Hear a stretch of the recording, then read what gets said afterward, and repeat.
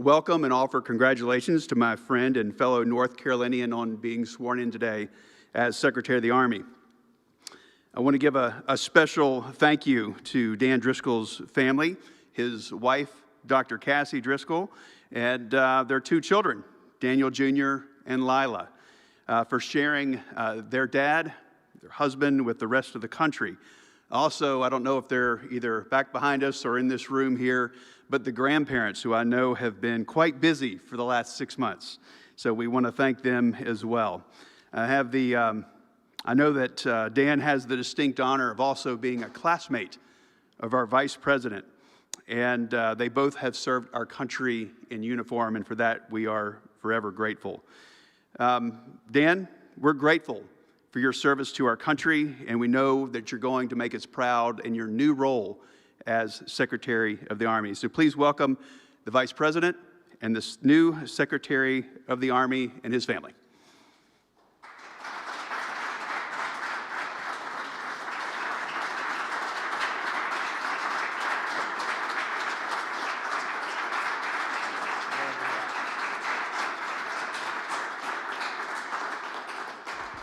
Great. Everybody, please be seated. So we're going to do a little swearing in here to make this official.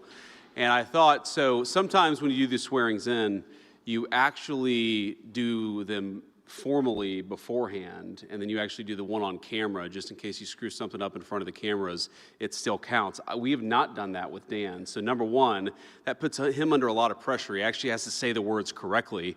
And number two, that gives me an opportunity, Dan. This is the last minute here. Anything, anything you can promise me to ensure that we swear you in properly, because the Senate's done its job, and now it's time for me to do mine. But let me just say a couple of words here. First of all, of course, I want to thank the President for nominating a very, very great Army veteran, a family servant, a guy whose grandfather, father, and now himself has served in the United States Army to be our Secretary of the Army.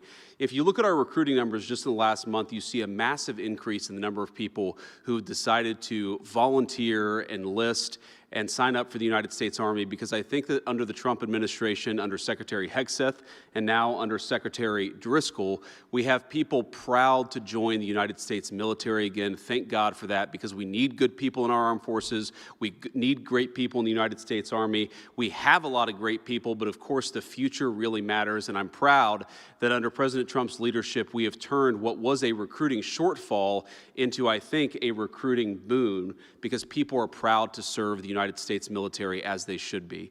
I want to say something about Dan and his wonderful family. So Dan has been a dear friend of mine for a long time. His beautiful wife, Cassie, who's also an incredible physician, and two beautiful kids who are, I think, the most well-behaved kids I've ever seen of a secretary nominee. You guys do a really good job.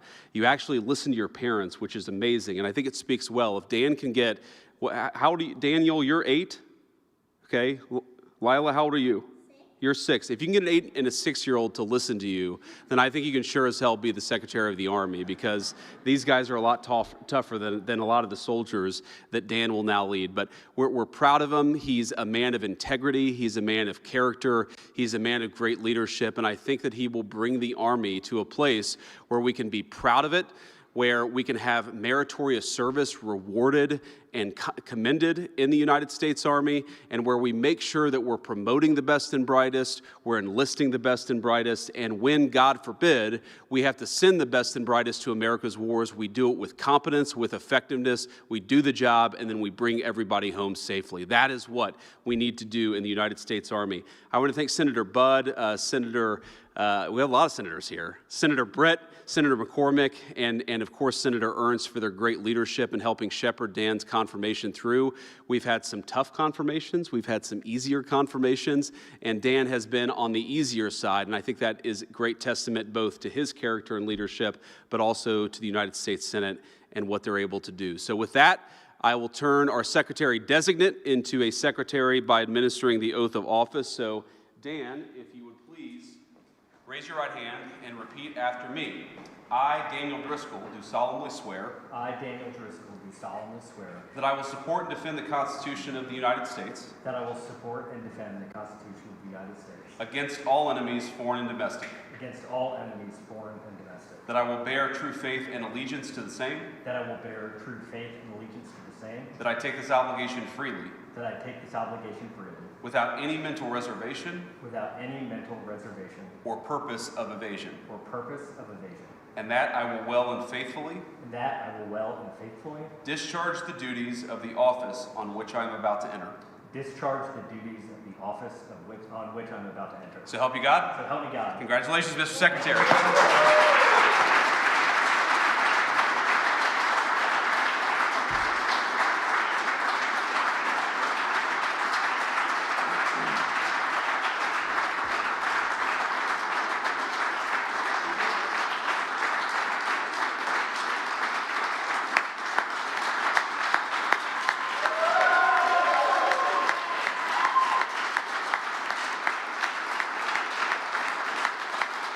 Thank you.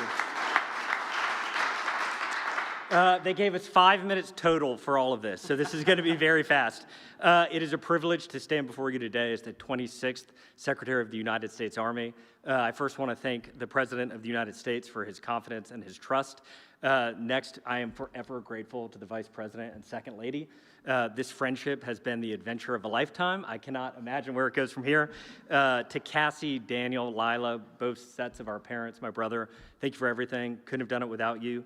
To everyone I met on the campaign trail, it is incredible how quickly we went from strangers to friends. Arthur, thank you for pushing so hard to get this through. And then just the last thing, my commitment to this role, as the Vice President mentioned, is rooted in my family's long lineage of military history. We are a family that is grateful to have had the privilege of wearing the United States Army uniform, and we're going to fight hard for it. As Secretary, I will honor the Army's 250th year legacy of service and sacrifice, and I will stay focused on my mission and shoulder my share of the task, as I know our soldiers will do. Thank you for being here today. I'm grateful for all of you.